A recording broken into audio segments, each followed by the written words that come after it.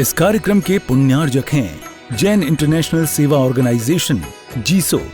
निःशुल्क Jain minority card प्राप्त करने के लिए 9059054563 व्हाट्सएप पर हाय सेंड करें और अपने नाम के साथ निःशुल्क जैन माइनॉरिटी कार्ड अभी प्राप्त करें।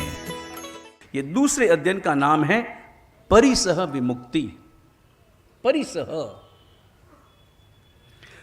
परिसह शब्द का अर्थ परिसह, सह यानी सहन करना, परि यानी प्रसन्नता से।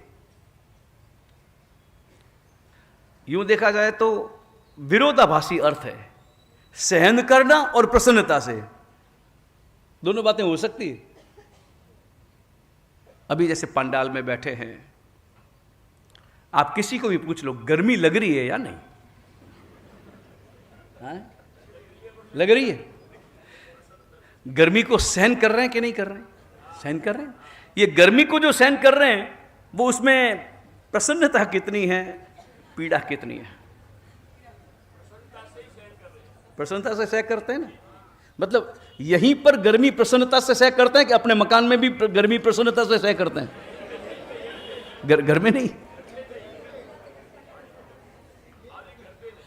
यहां की प्रसन्नता अलग मैटर है, क्योंकि यहां पर देना थोड़ा है, पाना ज्यादा है।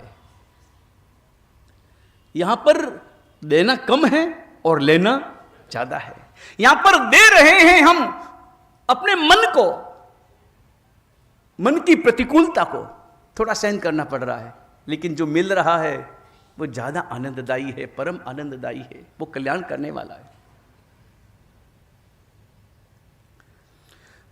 परिसह दो शब्द हैं, परिसह और उपसर्ग। आपने परमात्मा महावीर का जीवन सुना होगा। पर्युषणों में हम परमात्मा का जीवन चरित्र सुनाते हैं, आपने ध्यान से सुना हो। परमात्मा महावीर को कितने उपसर्ग हुए? उपसर्ग हुए ना।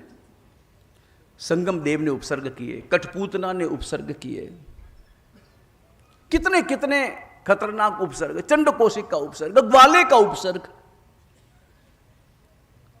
उपसर्ग वो जो दूसरों के द्वारा मिलता है उसको उपसर्ग कहा जाता है।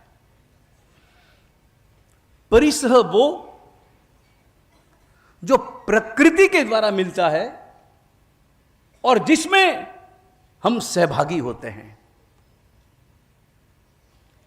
दोनों चीजें, या यूं कहें, उपसर्ग वो जो दूसरों से मिलता है, परिसह वो जो स्वयं से हम ग्रहण करते हैं, वो परिसह। दूसरों से जो दुख मिले वह उपसर्ग, स्वयं से जो हम अपने आप को दुखी करने का प्रयास करें वो परिसह।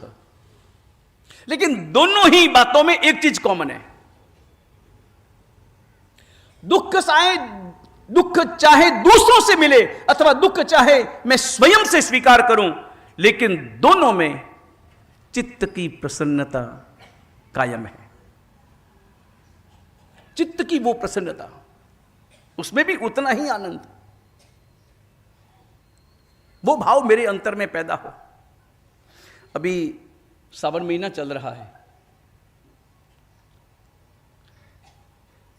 फिर भादवा महीना आएगा, लोच प्रारंभ होंगे, साधु जनों के लोच प्रारंभ होंगे। लोच में दुख मिलता है कि सुख मिलता है? नहीं, सहन करना पड़ता है या सहन करते हैं? देखो भाषा में भी कितना अंतर है। सहन करना पड़ता है मतलब तो मजबूरी हो गई, करना पड़ता है, क्या करे। हमें दीक्षा लिए जो लोच तो कराना पड़े, बीजों की भाषा हो जाती है ना हमारी। हमें दीक्षा लिए तो लोच तो कराना पड़े। तो लोच कराना पड़ता है या लोच हम कराएंगे? लोच कराएंगे।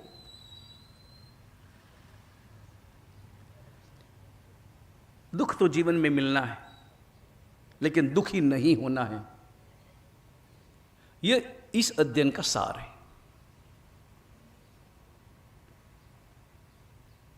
दुख तो मिलता है, प्रसन्नता से दुख को स्वीकार करना वही धर्म है। केवल दुख को स्वीकार करना धर्म नहीं है, प्रसन्नता से स्वीकार करना धर्म है। प्रसन्नता नहीं है, चित्त का आनंद नहीं है, तो वह दुख धर्म में नहीं बदलता।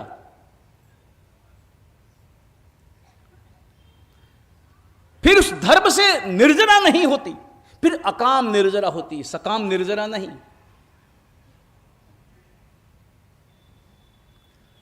उपवास तो एक भिखारी भी करता है,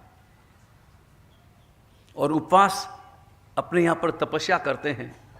जो ही चातुर्मास प्रारंभ होता है ना, चातुर्मास प्रारंभ होते ही हमारे श्रावक श्राविकाओं के हृदय में, साधु साधियों के हृदय में तपश्चर्या करने का भाव पैदा होता है, या जिसे कहें मारवाड़ी भाषा में कि उमड़ का पैदा होता है। एक उमड़ को आवे जोरदार, मारे तपस्या करनी, मारे तपस्या करनी, शक्ति है, क्षमता है, तो मुझे तपस्या करनी है। और कई श्राविकाएं ऐसी आती हैं, लोग आते हैं मेरे पास में, गुरु महाराज तपस्या करनी है, मगर शरीर साथ नहीं देता, महाराज साहब ऐसी वासक्षेप डालो कि मुझसे तपश्चर्या हो जाए। तपश्चर्या नहीं करने के कारण दुख।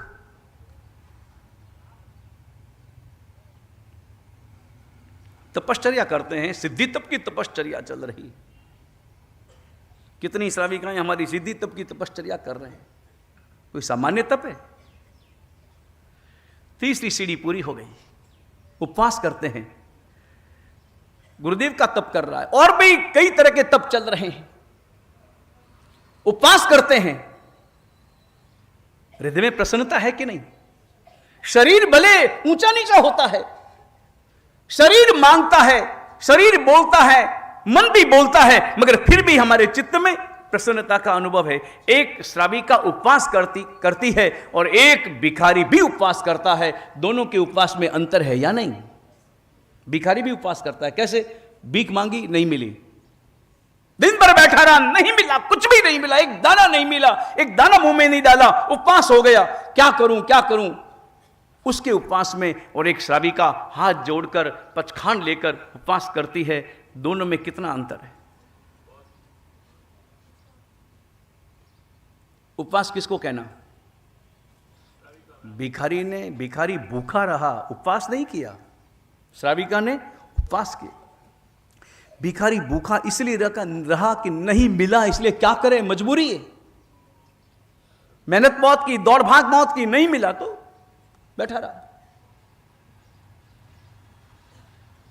नहीं मिलने पर प्रसन्नता का अनुभव था। साधु के लिए कहा गया, साधु जब गोचरी जाता है ना, तो 10वें कालिक सूत्र में लिखा है, 10वें कालिक सूत्र की सज्जाएं में लिखते हैं, लादे भाड़ो दे देहने अनलादे संतोष।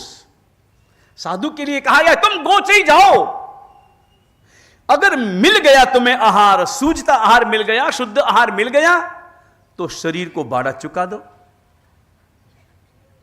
और अगर नहीं मिला तो हृदय में परम संतोष का अनुभव करो और यह विचार करो कि ओहो, आज मुझे कितना आनंद आ रहा है कि आज तपश्चर्या का मुझे लाभ मिल रहा है। दोनों में प्रसन्नता, मिले तो भी और न मिले तो भी। यहां पर सहन करने की बात है, लेकिन सहन करो प्रसन्नता से करो। परमात्मा को कितने उपसर्ग हुए और हर उपसर्ग में परमात्मा की प्रसन्नता बढ़ती गई। और परिसह भी ये लोच भी काय क्लेश तप है। काय को क्लेश देना, काय को कष्ट देना, वो भी अपने आप में तप माना गया। हम हमेशा सुख के पीछे भागते हैं, एक लक्ष्य होता है ना, क्या लक्ष्य है हमारा? सुखी लक्ष्य है ना। हम आपको क्या लगते हैं? मैंने पहले प्रश्न किया था, सुखी लगते हैं कि दुखी लगते हैं? साधु हमेशा सुखी रहता है, परम सुखी रहता है। शास्त्रों में तो यहां तक कहा गया है कि संसार में सबसे सुखी कोई है तो वो है अनुत्तरवासी देव, अनुत्तर विमान देव। अगर आपने 14 राजलोक का नक्शा देखा हो तो अपना पृथ्वीलोक, भवनपति देव, देव वाले जितने भी हैं ना, 4 प्रकार के देव, बनवती, व्यंतर, ज्योतिषी और विमानिक। अभी अभी जीव विचार पड़ा है। भवनपति नीचे, यंत्रवी, ज्योतिष थोड़े से ऊपर और वैमानिक सबसे ऊपर। वैमानिक देवलोक में पहले 12 वैमानिक द्वय, उसके ऊपर 9 ग्रेवेयक, उसके ऊपर अनुत्तर विमान, अनुत्तर विमान के ऊपर सीधे सिद्धशिला। अनुत्तर विमान में रहने वाले देव जितने सुखी हैं उतना कोई सुखी नहीं, लेकिन उससे भी ज्यादा सुखी अगर कोई है तो वह है साधु। आप अनुभव करना, हम सुखी कितने, हम अमीर हो सकते हैं, हम गरीब हो सकते हैं, मगर हम सुखी है या नहीं। और सुख की हमारी परिभाषा क्या है, हमारी सुख की परिभाषा क्या है। एक बार 2 व्यक्ति मेरे पास में आए, 2 व्यक्ति, मैं नहीं जानता था दोनों व्यक्तियों को, अलग अलग आए। एक व्यक्ति पहले आया, एक व्यक्ति बाद में आया। वो दोनों भी एक दूसरे को नहीं जानते होंगे, मैं भी नहीं जानता था। वो बैठे ही थे, हम लोग यूं ही वार्तालाप कर रहे थे,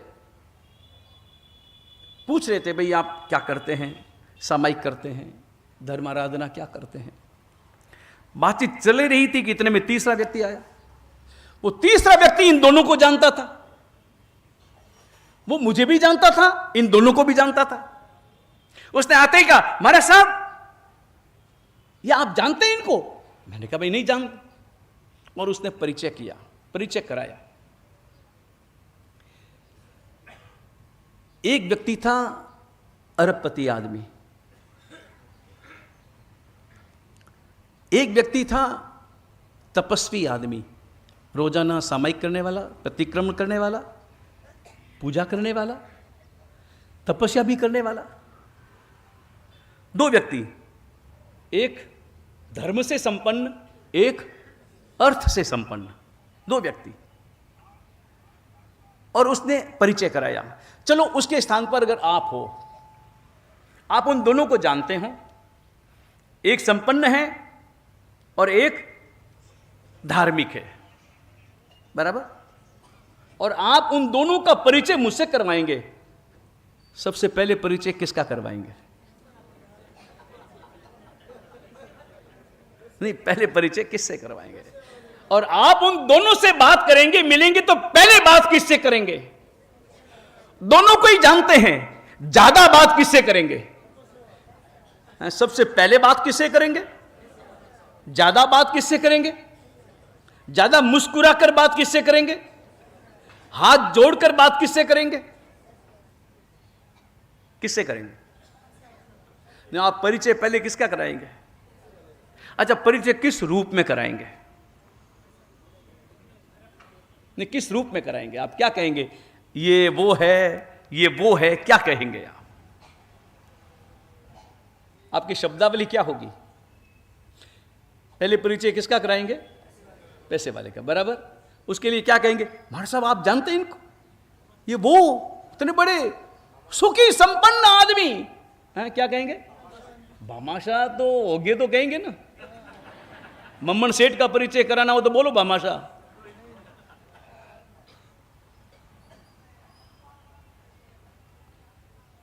ये अति सुखी संपन्न आदमी बोलेंगे ना ऐसा।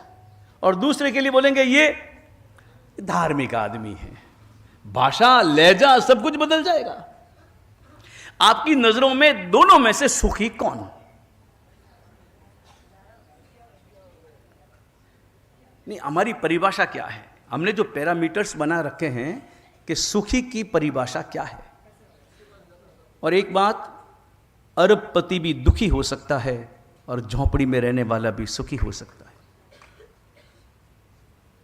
बंबई में मेरा जब चातुर्मास था, 2003 की बात, 2003 में मेरा चातुर्मास था।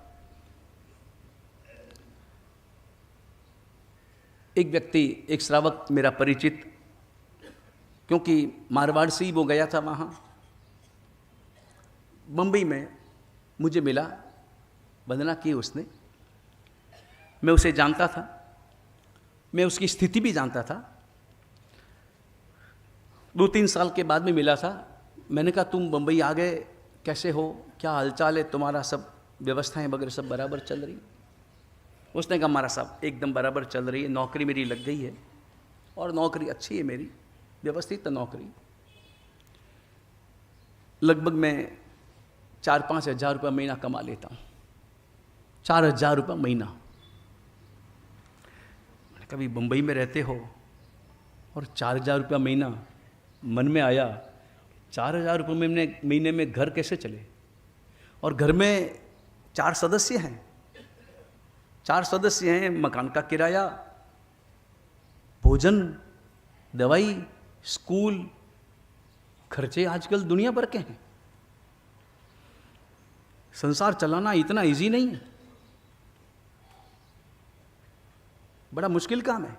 ये तो कोई जबरदस्त पुण्याई हो और आपका घर चले, अन्यथा संसार में हम जानते हैं सब श्रावक हमें मिलते हैं और हमारा हृदय कभी कभी दर्द से भर जाता है। कैसे घर चले। बाकी लोग जाते हैं होटल में, 50 रुपए के खाने के बदले 1,000 रुपये देकर के आ जाते हैं, 200 रुपये की टिप देकर के आ जाते हैं, लेकिन उनके हृदय में थोड़ा सा भी विचार नहीं आता कि मेरे अपने साधर्मिक भाई, उनको भोजन के लिए भी पैसे नहीं है। मेरे मन में आया कैसे जीते होंगे, 4,000 रुपये महीने में कैसे चलाना, घर चलाना। मैंने पूछा और मेरे मन में एक बात भी आई, क्योंकि 5-7 दिन पहले जिस रोज वो व्यक्ति आया था, उससे 5-7 रोज पहले एक दूसरा श्रावक आया था, अमीर श्रावक आया था, अपना श्रावक आया था, और उसने आकर के पूछा था बैठने के बाद में, हमारे साहब कोई खप हो तो मुझे बताना। क्या पूछा? खप हो तो बताना। मैंने कहा मुझे कोई खप नहीं है, किसी प्रकार की खप नहीं है, खप जरा भी नहीं है, कोई चाहिए नहीं, सब कुछ मिल जाता है। फिर उसने दूसरा प्रयोग किया, हमारे साहब कोई लाभ मुझे लेना है, वो मुझे लाभ देना। मैंने कहा हाँ, लाभ की बात चिंता मत करो, लाभ बहुत, खप जरा भी नहीं, लाभ तो तुम्हारे पास जितना है सब है, सब दे दो तो भी मैं अलग अलग जगह कर दूंगा, बहुत सारे काम चलते हैं। तो उसने कहा हमारा सब कोई भी काम हो तो मुझे आप जरूर बताना, लाभ मुझे जरूर देना। इस कार्यक्रम के पुण्यार्जक हैं जैन इंटरनेशनल सेवा ऑर्गेनाइजेशन जीसो। निःशुल्क जैन माइनॉरिटी कार्ड प्राप्त करने के लिए 9059054563 व्हाट्सएप पर हाय सेंड करें और अपने नाम के साथ निःशुल्क जैन माइनॉरिटी कार्ड अभी प्राप्त करें।